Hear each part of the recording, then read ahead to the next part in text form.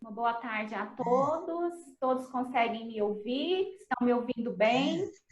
Podem Tranquilo. responder aí no chat, por favor, com um okzinho, tá? O pessoal está olhando para mim, vai acompanhar vocês pelo chat. Se vocês quiserem deixar o microfone desligado, é importante para que não atrapalhe aqui a transmissão e a gente tenha uma melhor experiência, tá bom? Sejam todos muito bem-vindos. Esse é meu primeiro webinar que eu estou fazendo, justamente porque estou bem sensibilizada com esse momento que todos nós educadores estamos passando. E eu creio que talvez a educação básica, ela esteja também enfrentando grandes dificuldades e desafios, porque nós no ensino superior também estamos enfrentando esses desafios. Então, eu resolvi, durante esse mês de abril, levar essa temática, essa discussão, não só para a educação básica, como para o ensino superior, porque eu creio que quando tudo isso passar, a educação não será mais a mesma, né? Porque todos nós estamos passando por um processo de transformação. E um processo de transformação que a gente vem falando que tem que ser feito há muito tempo, e agora nós vamos ter que fazer, né? Nós estamos fazendo já. Então, eu vou compartilhar aqui com vocês a minha apresentação e vamos ver se vocês vão conseguir enxergar por aí. Vocês estão conseguindo ver a minha apresentação aí? Então tá, então nós vamos falar hoje sobre como podemos implementar de uma forma muito prática e efetiva as aulas online. Quando toda essa história começou de ter que levar o presencial, né, para o online, todo mundo ficou muito preocupado. Eu não tenho plataforma, eu não conheço ferramenta, eu não sei como fazer isso. Durante essas 2 semanas, eu venho observando, né, o comportamento de alguns professores, até mesmo a experiência nossa no ensino superior, e tenho visto que as pessoas têm feito coisas incríveis, que merecem ser compartilhadas, merecem ser socializadas, tá bom? Então, eu resolvi trazer aqui algo que talvez até vocês já estejam fazendo, né? Mas é algo tão prático que eu acho que merece ser socializado, que vocês devem fazer uso isso de forma efetiva aí nas aulas de vocês. Bom, eu sou a professora Leandra, né? Eu sou, na verdade, formada em computação, eu não sou pedagoga, mas eu estou na área da educação há 15 anos, no ensino superior, e exatamente há 4 anos estou como coordenadora da EAD no INEPAC, e entendo que não é fácil trabalhar com a educação à distância, né? Porque muitos de nós somos imigrantes digitais e agora que nós estamos recebendo os alunos nativos digitais, sou professora universitária também e diretora de uma empresa de tecnologia. E há 8 meses, vai fazer quase 1 ano agora, né? Desculpa, em junho, eu tenho um hobby, que é o meu canal Fluência Digital no Instagram e no Facebook, que eu compartilho diariamente dicas de tecnologia e metodologia. Então, eu costumo dizer que eu sou aí uma imigrante para a área da educação e nela eu quero permanecer enquanto eu existir, tá bom?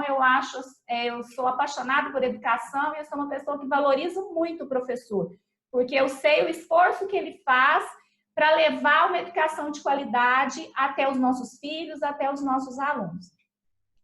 Bom, esse modelo que eu vou apresentar para vocês aqui, eu chamei de uma palavrinha TPM, tá? Mas não é a TPM que as mulheres conhecem por aí, não, mas está quase sendo uma delas, né? Porque tem 2 meses aí que tem professor que está surtando. Tem mãe que quer matar professor, tem mãe que quer pôr fogo na escola, né? Por quê? Porque realmente é um momento de muita tensão. Mas por que nós vamos implementar esse modelo de migração do analógico para o digital, do presencial para o online, chamado de TPM? Porque nós temos a primeira fase, que eu vou chamar a fase de terreno. O que é esse terreno? É conhecer quem é o nosso aluno.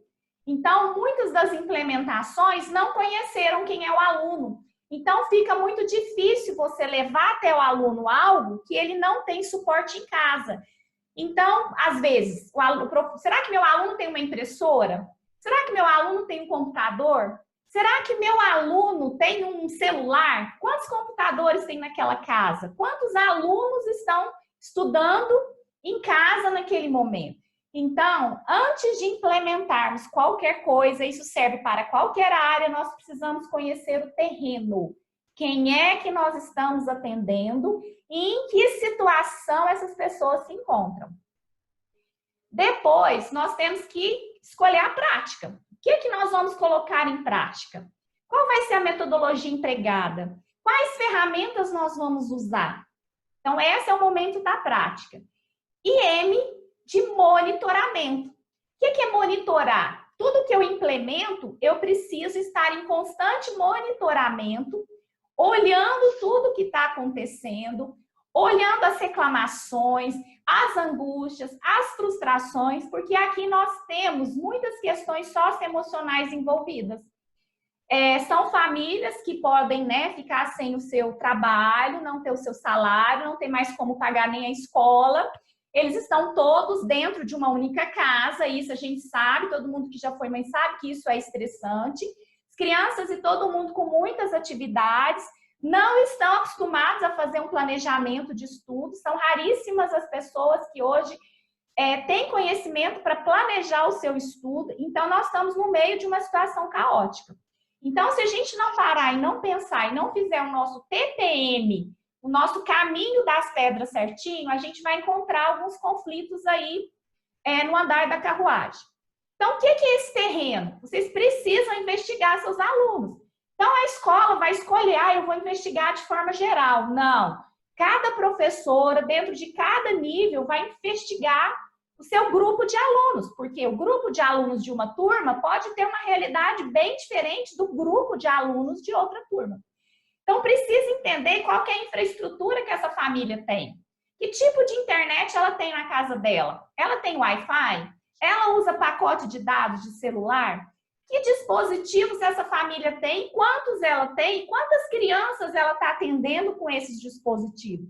Tudo isso faz muito sentido, porque alguém vai ter que usar o dispositivo em determinado momento e alguém não vai poder usar. Então, tem que haver esse equilíbrio, senão vai ser instaurado um verdadeiro caos dentro da casa. Outra questão importante, qual é o nível de fluência digital que essas pessoas têm? Essas mães sabem, por exemplo, mexer com o celular, baixar um arquivo, abrir um vídeo, sabe usar o computador, precisam saber num grau aí, numa escala de 1 a 5, como que essa família se considera apta a estar nesse momento. Quais ferramentas essa família conhece? Faz aí um benchmark, pergunta, você acessa YouTube, você usa Facebook, você usa Instagram, você usa WhatsApp? Porque isso daí já vai começar a te dar um norte para a sua prática. E se ela conhece alguma outra plataforma, alguma coisa, que vão ter famílias que vão conhecer algumas outras plataformas. Então, é muito importante a escola fazer isso. Se a escola ainda não fez, não tem problema, comece a pesquisar. E até mesmo em função das dificuldades que as mães vão relatando às professoras, a escola também já começa a perceber, né? E ações precisam ser tomadas. Bom, então é preciso conhecer a escola, professores e alunos, e não tem como fazer diferente, a não ser pesquisando. Bom, e na prática? O que nós vamos colocar na prática? Que nós temos um modelo a ser definido, ferramentas, capacitação, planejamento e execução. Então, isso daí tudo são questões que nós temos que olhar. Então, são esses 5 elementos aí que nós vamos trabalhar no nosso modelo. Bom, o que é o nosso modelo? As nossas aulas, elas vão ser síncronas ou assíncronas, ou seja, eu vou estar no horário de aula, eu vou estar ao vivo com o meu aluno ou não? Eu vou mandar um vídeo antes para ele. Como que vai ser essa metodologia? Eu vou pedir para ele fazer uma tarefa, ele vai ter que assistir o vídeo, ele vai ter exercício para ele fazer. E como que nós vamos colocar tudo isso em prática?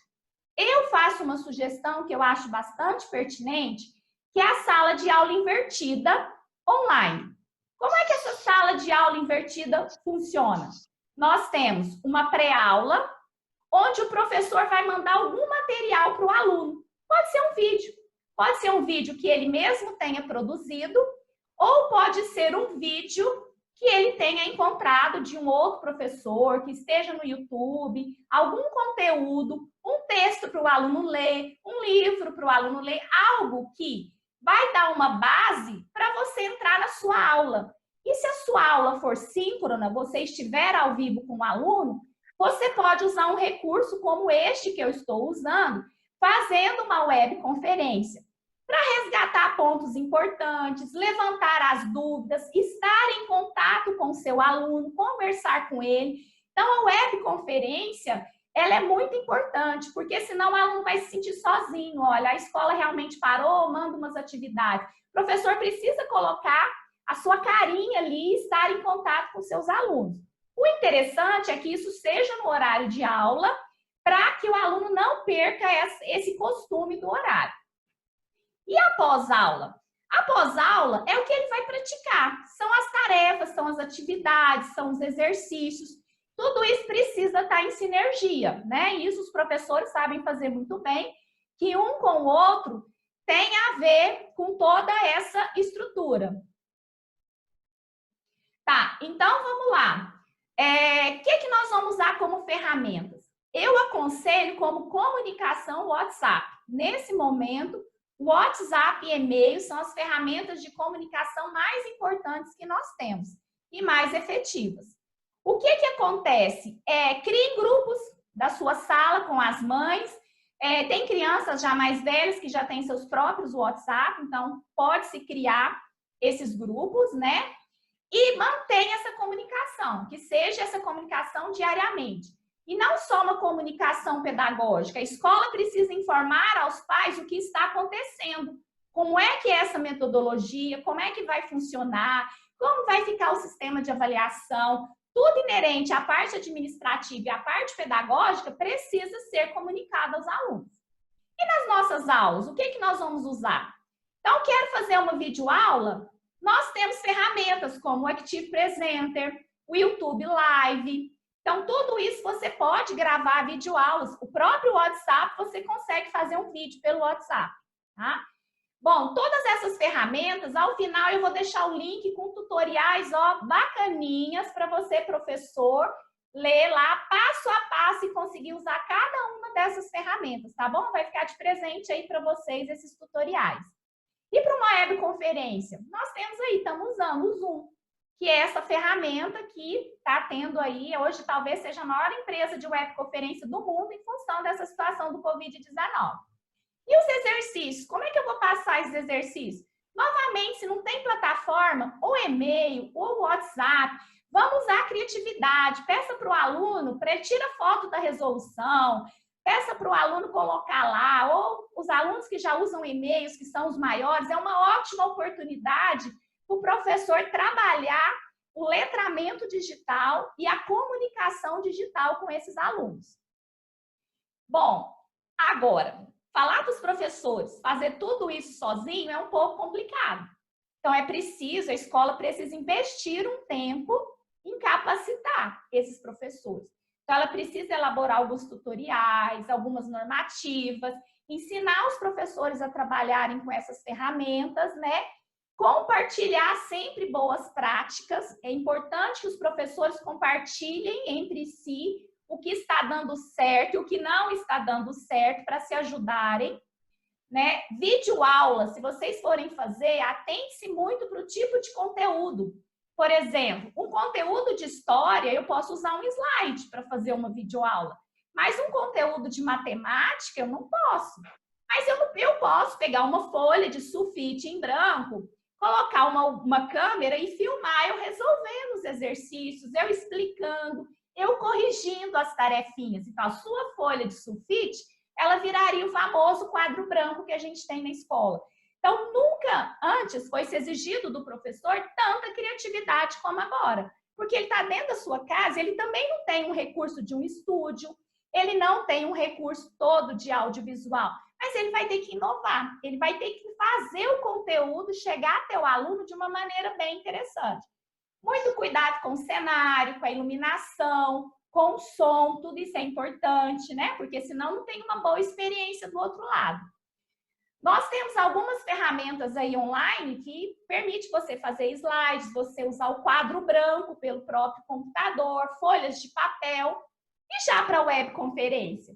Também, gente, atente para o tipo de conteúdo, cenário, iluminação, e eu vou deixar para vocês ao final da apresentação um código de conduta que é como se comportar numa aula online, né? Então, os meninos, eles fazem, principalmente os adolescentes, muita bagunça na aula presencial e vão fazer na online também. O comportamento não vai mudar. O que nós vamos ter que colocar agora é um código de conduta, porque aquele fulano não faz isso, ciclano faz aquilo, estou falando. Nós temos que estabelecer um código de comportamento dentro dessa sala virtual. Também temos ferramentas como quadro branco, slide. Agora, compartilhar vídeo na webconferência não é uma boa prática. Vídeo, se você quer que seu aluno assista um documentário, veja um relato de experiência, isso você tem que passar antes para o aluno assistir. E quando você for ter o contato com ele na sua webconferência, vai tirar dúvidas. Você vai esclarecer pontos importantes, você vai levar outro conteúdo, ok? Então, esses tipos de recursos têm que ser feitos antes da sua aula ao vivo com o seu aluno. Bom, e depois disso, é priorizar, né, gente, o calendário acadêmico. A gente sabe que vai haver aí, talvez, alguma modificação, tá, né, autorizado já com redução aí dos dias letivos, mas não redução de carga horária, né? Talvez a escola precise reorganizar alguns horários, reorganizar as turmas, mas é muito importante que tudo isso tenha muita clareza na comunicação. Bom, eu vou mostrar aqui para vocês agora o guia de estudos, tá? Então, eu vou compartilhar aqui com vocês esse guia de estudos que eu acho bastante pertinente para o momento. Conseguem ver o guia de estudos? Conseguindo aí ver o guia de estudos? Então, tá. O que é esse guia de estudos? Isso serve tanto para educação superior quanto para educação básica. O que tem que ser feito? É importante encaminhar isso com antecedência. Então, eu sugiro assim, na quinta-feira, encaminha, né, a forma de comunicação para os pais, né, ou para os alunos, via e-mail, via WhatsApp, aquela comunicação que vocês estabeleceram. Encaminha para eles uma planilhinha, um arquivo, falando o que vai acontecer durante toda a semana. Então, eu coloquei aqui, por exemplo, ó, na quarta-feira nós vamos ter uma aula de português. Então, o que o aluno vai ter que fazer? Ele vai ter que assistir um vídeo, que já tem, inclusive, aí o link do vídeo que o aluno tem que assistir. Depois, ele vai para uma webconferência com o professor naquele horário, já tem o link da webconferência. E depois já tem um link com a atividade que ele tem que fazer. O porquê dessa antecedência? Porque está todo mundo levando uma vida muito agitada, mesmo estando dentro de casa. Aquelas crianças que estão com os pais, o pai vai receber esse planejamento. E aí ele vai conseguir organizar. Olha, o meu filho, nesse horário, ele tem uma webconferência, ele precisa do computador. A mãe não pode trabalhar. Nesse horário, ele vai assistir o vídeo, ele vai fazer isso. Para quê? Para que a mãe, recebendo isso na quinta-feira, ela consiga organizar a semana dela e não fique desorientada para fazer todas as atividades. E por que isso é importante para o aluno do ensino superior? Porque lá no ensino superior, o aluno estava acostumado a ver o professor todo dia em sala de aula. Então, o que tinha para fazer, o professor falava para ele presencialmente. O professor cobrava as atividades, o professor fazia as intervenções dele. E agora? Então, é importante que ele também encaminhe para esse aluno seu guia de estudos, ou semanal, ou quinzenal, ou para o semestre todo. Então, isso é a coisa mais importante que a gente tem com relação a esse processo de migração das aulas presenciais para as aulas online. É o planejamento. Então, nós vamos priorizar o calendário, reorganizar esses horários, porque às vezes não vai ter como manter aquele horário pré-organizado. Muita clareza na comunicação, isso é muito importante, e a elaboração desse guia. Bom, como é que nós vamos executar tudo isso? Precisa comunicar aos pais e aos alunos como que vai ser essa metodologia. Isso é importante. Ó, vai ter aula, vai ter webconferência, para participar da conferência tem que ser assim. Tudo o pai precisa saber. A gente não faz reunião de começo de semestre, como é que as coisas vão funcionar, como é que são os projetos. Isso não mudou, isso tem que ser comunicado. Deixar muito claro quais as ferramentas que vocês vão usar e quais as necessidades tecnológicas. E eu chamo atenção para esse ponto. Se a família não tem condição de algo disso, a escola precisa dar conta. Por quê? Quando o aluno entrou na escola, aquilo não era requisito. Não era requisito ter uma impressora em casa, não era requisito ter um computador. Então, nós temos que planejar muito bem, porque senão a escola está praticando uma exclusão. Alguém vai conseguir não ter acesso. E mesmo que o aluno não tenha acesso, o que vai ter ser possível? Quais outras alternativas esse aluno tem? E criar aí uma corrente, uma rede de solidariedade, né? Então, isso é muito importante a gente saber quais são as necessidades desses grupos aí. Apresentar esse guia de estudos com antecedência, isso é possível de se fazer um planejamento, né? Se planeja para executar na próxima semana. Ressaltar muito para os pais e para os alunos que nesse momento a autonomia do aluno é importante e a organização que a família e ele vai ter que ter, porque ele também não parou às vezes de trabalhar, às vezes ele está em home office. Se o aluno estiver em home office e ainda fazendo aquele tanto de atividade que ele tem para fazer, ele vai ficar louco. Então, esse auxílio de organizar seu calendário, organizar suas atividades também é muito importante. Nessa execução, gente, tranquilidade no processo. Tranquilidade é a palavra-chave, porque nós vamos passar por um momento de muito estresse. A gente vê, às vezes, mãe desesperada, que não sabe fazer a tarefa, menino desesperado, aluno do ensino superior que não acessa, que não sabe, que não está entendendo. Então, a gente tem que ter muita tranquilidade, serenidade. Por que todo mundo ficou tão estressado? Porque houve uma mudança na zona de conforto, né? Tá todo mundo sendo deslocado da sua zona de conforto. Então, os professores foram deslocados, os pais e os alunos. Então, essa mudança, ela vai causar realmente um impacto muito significativo. Bom, e por fim, o monitoramento. É importante, gente, avaliar aula a aula, momento a momento, e aí eu deixo como sugestão um questionário de percepção do aluno. Precisa fazer toda a aula? Não. Faz uma vez por semana, uma vez a cada 15 dias. Como é que é a percepção do aluno, a percepção dos pais com relação ao que está sendo aplicado? Isso é muito importante. A avaliação é algo muito importante dentro da educação. A gente só consegue mudar os processos educacionais se a gente perceber que eles podem ser avaliados. Então, é importante a gente conhecer a percepção, né? Por quê? Que aí nós vamos repensar nossas práticas. Nós vamos agir propondo mudanças e vai haver aí um diálogo, que é um diálogo institucional. Então, é importante, não é porque eu determinei uma metodologia hoje que eu vou seguir com ela enquanto durar esse isolamento social. Eu tenho que avaliar ela com uma certa periodicidade. E se eu ouvir os alunos e ouvir os pais, eu preciso dar uma resposta a essa comunidade.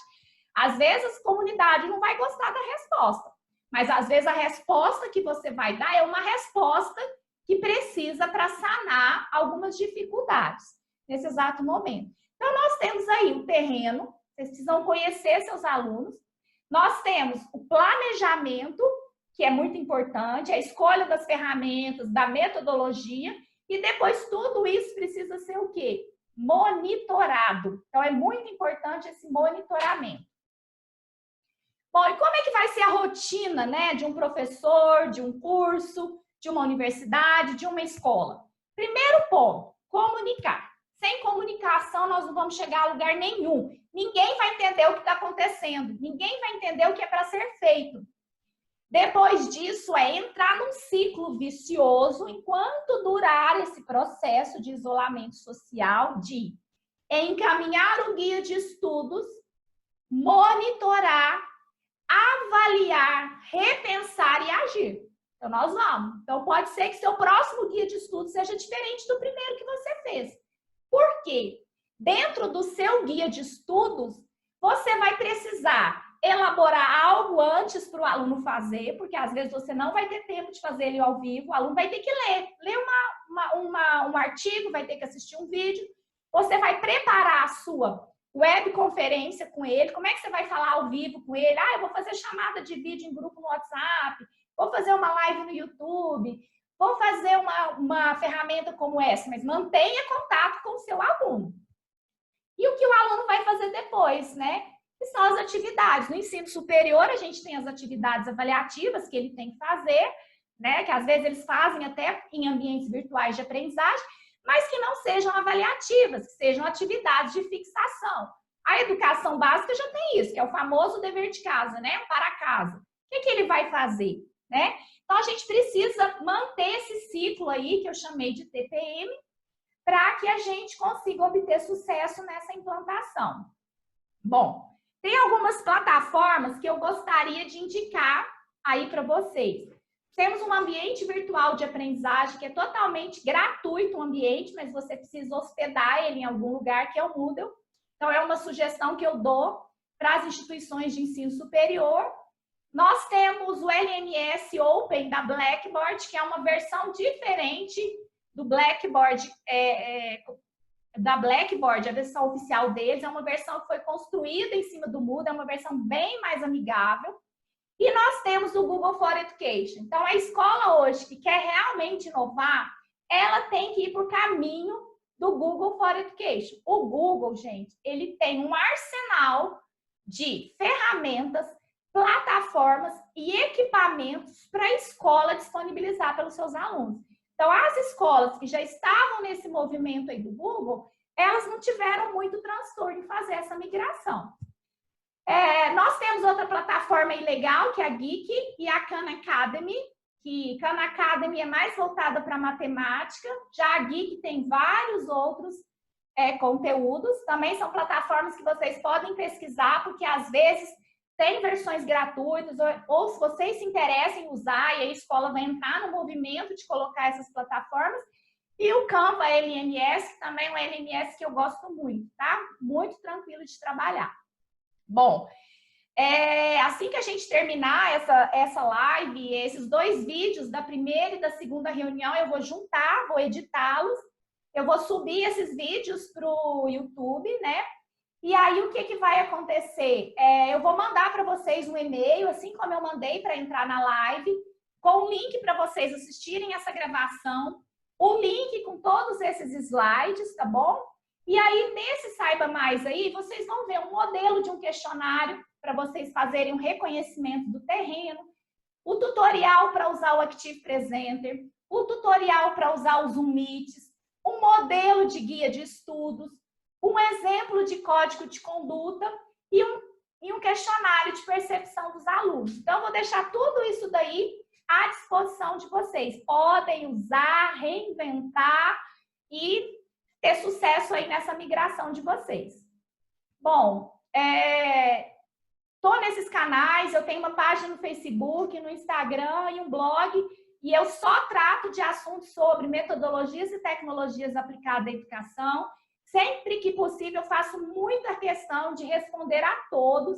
Tem meu e-mail, tem meu telefone, que também é um WhatsApp. Não fiquem com vergonha. Me liguem, me peçam sugestões. Sei que tem algumas pessoas aí que já foram minhas alunas. Tem ex-professoras, né, Renata? Tem ex-professoras de filhas minhas que eu tenho um apreço muito grande, como a tia Lenilda. Tem a ex-professora da Vivi, a tia Jaque, a atual professora, parabéns, está fazendo um excelente trabalho.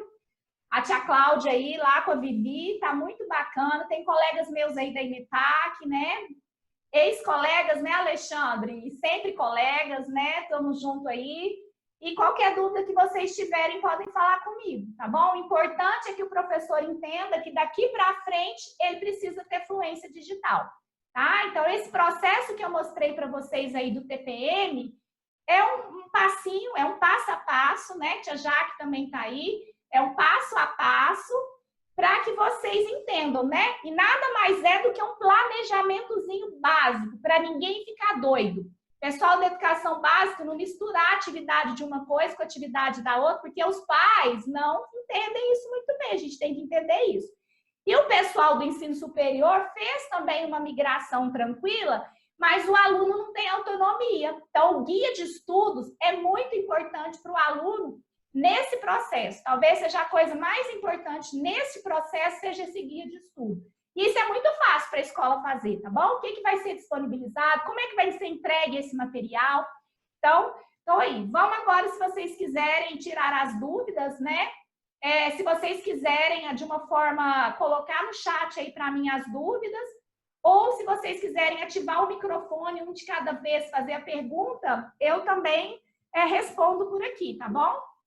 Fiquem à vontade para dúvidas aí, os anseios e as preocupações de vocês. Assim, se vocês gostarem, ajudem a divulgar o meu canal aí, realmente é um trabalho voluntário e eu fico muito feliz de estar com vocês, tá bom? Se mais ninguém tiver, eu vou me despedir, porque o nosso tempo aqui já está se encerrando e eu envio todo o material para vocês, tá bom? Muito obrigada por ter pensado aí esse tempo tão precioso de vocês e fiquem com Deus e vai dar tudo certo. A gente vai sobreviver, vai dar tudo certo para todos nós, tá?